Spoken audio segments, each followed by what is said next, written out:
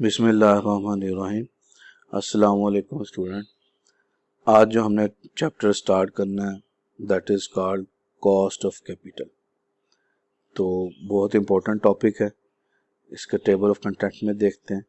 तो हमने इस चैप्टर के अंदर इंट्रोडक्शन देखेंगे, इसका cost of long term debt देखेंगे, cost of preferred stock, cost of common stock, cost of retained earning and weighted average cost of capital. तो इंट्रोडक्शन में देखते हैं। तो हमने इससे प्रीवियस एक चैप्टर पढ़ा जिसका नाम था कैपिटल बजटिंग। कैपिटल बजटिंग हमने एक चैप्टर पढ़ा है। इसके अंदर हम क्या करते थे, हमने एनपीवी किया, हमने आईआरआर किया, हमने पे बैक किया। और ये टॉपिक में हम क्या करते थे, कैपिटल बजटिंग क्या थी कि हमारे पास डिफरेंट प्रोजेक्ट्स होते थे, जस्ट लाइक प्रोजेक्ट ए हो गया, प्रोजेक्ट बी हो गया, ठीक है। और उनके कैश फ्लोज दिए होते थे हमें, ठीक है, कैश फ्लोज दिए होते थे और उनमें कैश फ्लोज में आउटफ्लोज भी होते थे और इनफ्लोज भी होते थे। और हम at the end present value calculate करके यहाँ पर वैल्यूज निकालते थे और देखते थे कि हम किस प्रोजेक्ट को एक्सेप्ट करें और किस प्रोजेक्ट को रिजेक्ट करें। तो इसको हम कहते थे कैपिटल बजटिंग, कि जो प्रोजेक्ट हमने करना है उसके कैश फ्लोज आएंगे, उस कैश फ्लो की बेस पे हम ये डिसाइड करते थे कि इस प्रोजेक्ट को एक्सेप्ट करें और रिजेक्ट करें। और एनपीवी आईआरआर कैलकुलेट करने के लिए हम क्या करते थे, डिस्काउंट फैक्टर यूज करते थे। जस्ट लाइक किसी क्वेश्चन में हमारे पास 10% होता था, किसी क्वेश्चन में 15% होता था। तो वो यूज करते हुए हम देखते थे कि इस प्रोजेक्ट को एक्सेप्ट करें या रिजेक्ट करें। अब ये प्रोजेक्ट करने के लिए हमें यहाँ पर कैश आउटफ्लोज चाहिए होते थे बिजनेस में इन्वेस्ट करने। अब ये जो आउटफ्लो है ये कहाँ से आना है, ये जो आउटफ्लो जो आना है हमारे पास, जो हमने पैसे को इन्वेस्ट करना है, उसको हम क्या कहते हैं, वो कैपिटल, ठीक है। कैपिटल क्या होता है, वो रिसोर्स जिससे हम अपने बिजनेस को करते हैं। अब ये जो कैपिटल है ये पैसा इन्वेस्ट करना है, पैसा इन्वेस्ट करेंगे तो रिटर्न्स आने हैं, ये वाले रिटर्न्स पैसा इन्वेस्ट करने के बाद आएंगे। अब ये जो पैसा इन्वेस्ट करना है ये कहाँ से आ सकता है, हमारे पास इसके डिफरेंट सोर्सेज हैं।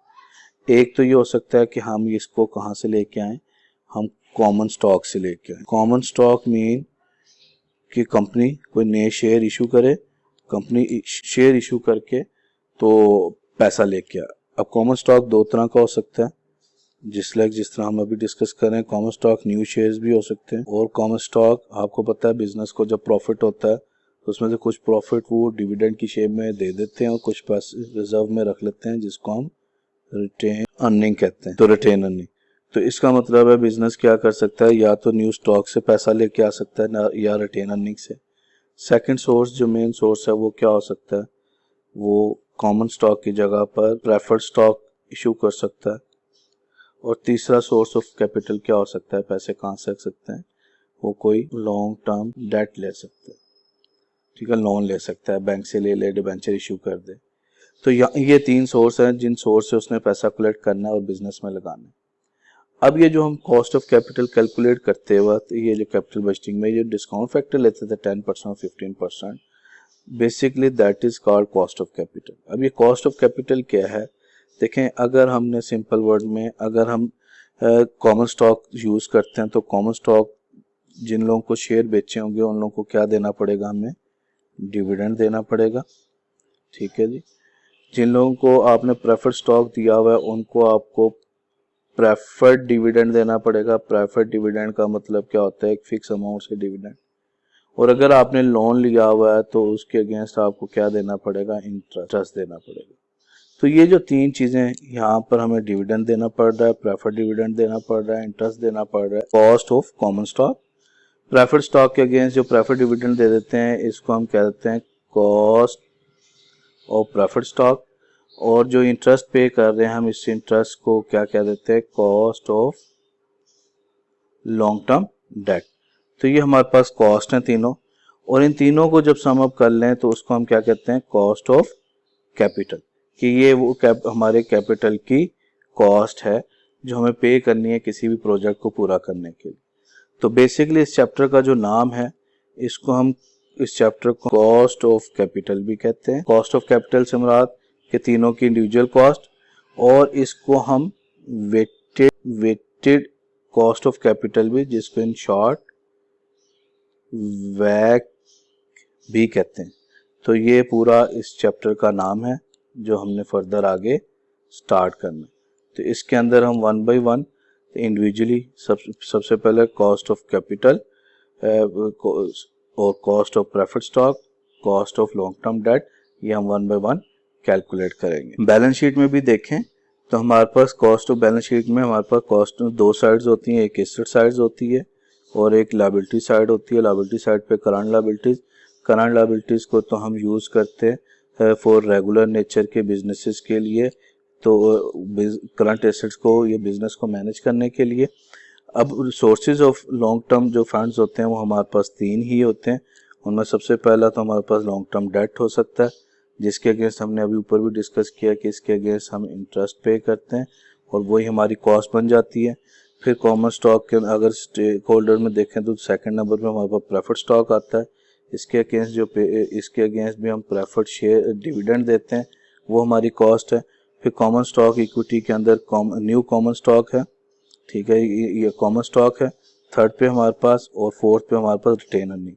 तो बिजनेस को जब भी कैपिटल बजटिंग करनी होती है, जब भी कैपिटल इन्वेस्टमेंट करनी होती है, तो वो इन चार सोर्सेज में से किसी एक जगह को, किसी एक सोर्स को यूज करते हुए बिजनेस को परफॉर्म करता है या अपनी इन्वेस्टमेंट करता है। अब हम देखते हैं कि कुछ दो टर्म्स जो हम इस चैप्टर के रेलिवेंट देखते हैं, उनमें एक तो होता है हमारे पास दो तरह के रिस्क होते हैं जो बिजनेस को फेस करने पड़ते हैं। एक बिजनेस रिस्क होता है, एक फाइनेंशियल रिस्क होता है। बिजनेस रिस्क हम उस रिस्क को कहते हैं जो बिजनेस के ऑन गोइंग प्रोसेस को पूरा करने के लिए होता है, कि अगर ऑपरेशनल कॉस्ट पूरी हो रही है कि नहीं हो रही, उसको हम बिजनेस रिस्क कहते हैं। अगर बिजनेस की ऑपरेटिंग कॉस्ट पूरी हो रही है, और ऑपरेटिंग कॉस्ट हम कहाँ से पूरा कर रहे होते हैं, बिजनेसेस से और करंट लायबिलिटी से, तो हम कहते हैं कि इस बिजनेस को ऑपरेटिंग रिस्क नहीं है। और फाइनेंशियल रिस्क होता है कि इन सोर्सेज से जो हमने पैसा लिया हुआ है, लॉन्ग टर्म सोर्सेज से, ये सोर्सेज को जो हमने रिटर्न देना है, just like long term date को इंटरेस्ट देना है, तो क्या हमारे बिजनेस की इतनी कैपेबिलिटी है कि वो इसको इंटरेस्ट पे कर सकेगा, या प्रेफर्ड शेयर होल्डर को हमने प्रेफर्ड तौर पर डिविडेंड देना होता है कि प्रॉफिट हो या ना हो, उनको एक फिक्स रेट से डिविडेंड देना होता है, तो क्या हमारी कैपेबिलिटी है कि वो इनको दे सकें। कॉमन शेयर होल्डर्स ने हमें इसलिए पैसा दिया है कि हम उनको डिविडेंड देंगे, तो क्या बिजनेस परफॉर्म होगा कि उनको हम दें, तो इसको हम फाइनेंशियल रिस्क कहते हैं। तो अगर आपके लॉन्ग टर्म ऑब्लिगेशंस जो होंगी वो पूरी हो रही हो, तो हम कहते हैं कि इस बिजनेस को फाइनेंशियल रिस्क नहीं है, और अगर लॉन्ग टर्म ऑब्लिगेशंस पूरी ना हो रही हो तो हम कहते हैं कि फाइनेंशियल रिस्क है। तो इसके लिए हम क्या करते हैं, हम लोग सबसे पहले इंडिविजुअली सबका वन बाय वन, जिस तरह हमने यहाँ पर डिस्कस किया कि वन बाय वन सबका पहले हम लोग कॉस्ट कैलकुलेट करेंगे कि सबसे cost of long term date निकालेंगे, कॉस्ट ऑफ प्रेफर्ड स्टॉक निकालेंगे, फिर कॉस्ट ऑफ कॉमन स्टॉक, उसके अंदर न्यू का भी और रिटेन अर्निंग की भी कॉस्ट कैलकुलेट करेंगे, और उसके बाद फिर हम अपना ओवरऑल कॉस्ट ऑफ कैपिटल निकालेंगे कि बिजनेस का ओवरऑल कॉस्ट ऑफ कैपिटल क्या है। तो ये था हमारा इंट्रोडक्टरी लेक्चर, तो इस चैप्टर से रेलिवेंट।